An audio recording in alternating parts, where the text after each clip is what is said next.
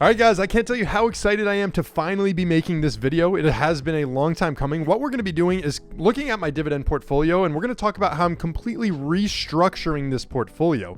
Now, if you guys are brand new to this channel, you haven't been here before, well, I want to say welcome. Listen, my name is Dalton, and on this channel, we talk about all things investing related and carving a path towards financial freedom. Now, I'm well on my journey. I actually just recently bought this duplex you see behind me, and that kind of took me away from the stock market for a while. I wasn't really checking on my portfolio, and I recently decided to do a little bit of a self-audit, and I was pretty shocked at the results in my portfolio. So I knew that I needed to take action, and I needed to take action fast. So let's just jump right into my portfolio, and I'll show you exactly what I'm talking about. Okay, so I did link up a bunch of different portfolios to this here. You can see I got Acorns, M1 Finance, and Robinhood in here. I got to add a couple more, but basically this is my $30,000 portfolio at the moment, and about 7 or 8 grand of it is in cash right now. You see, what I was doing a little bit of is something called tax loss harvesting, because my funds were not in a Roth IRA or a tax advantage account. I'll talk a little bit more about that on the next video. Again, I want to talk about what's going on in this portfolio, but essentially I want to be able to maximize my investments here for the future and beyond. And this is what I'm looking at for the portfolio. So $30,000, and it has a portfolio yield right now pretty low compared to what it usually is here of 2.11%. Again, because a lot of it is in cash right now, and it will start shifting here in the future. My yield on cost a little bit high for that on 2.29%. And then my annual income, this is also relatively low based on the value of this portfolio and the style that I like investing. So $642. This is Track Your Dividends, a really cool site. I've been a longtime fan of them. You can do a ton of different things, but I like looking at the upcoming dividends here. So where I'm at currently today on this dividend portfolio for August of 2023, I'm going to be getting $31, and then following in September, $105.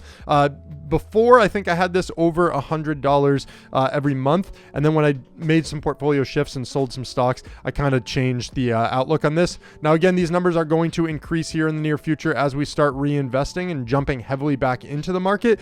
But yeah, it's just like a cool way to give you a little overview of what's going on. So one thing about me, if you don't already know, is that I don't do anything crazy on the stock market. You see, I hate losing money, and I'm pretty sure that you do too. So for me, I think the best results that I've found is when I just do the solid blue chip strategy, copying really, really solid investors and not doing some crazy penny stock or day trading or option strategies that don't really have any backing, unless it's like a covered call strategy.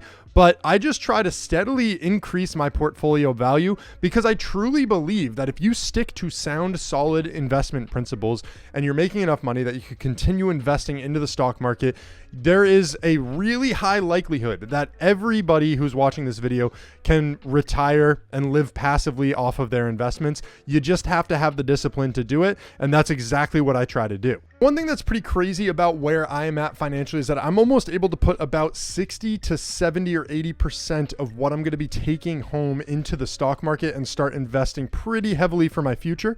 Now, I'm going to lay out a quick path on one of the goals that I have in life is to become a millionaire. I can pretty much lock that in for retirement because I'm going to be investing well more than this. But let's cover a quick scenario on how easy it is to become a millionaire.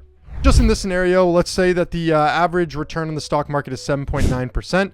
I'm going to be investing, let's say $11 every single day from here on out until I retire at 65. That pretty much locks in a $1 million portfolio here. And you can see that that would just be investing $3,960 per year or $330 per month. So I am going to be well above that investment rate. And not to mention, on top of these different investments that you can make, you also have things like an employer-sponsored 401k where you're literally getting free money that could also help chart yourself towards retirement. So there's so many different avenues that you could take to be able to invest, and you're going to be investing well more than this as well. So getting to that $1 million valuation is a lot easier than a lot of people think. The main reason why I'm deciding to revamp this portfolio now is because once I took a look at the return that I got from this portfolio compared to where we're at today on the market, it was lower than it should have been. And you should always be trying to outpace the market if you're doing your own individual investments, or at least be on pace with it.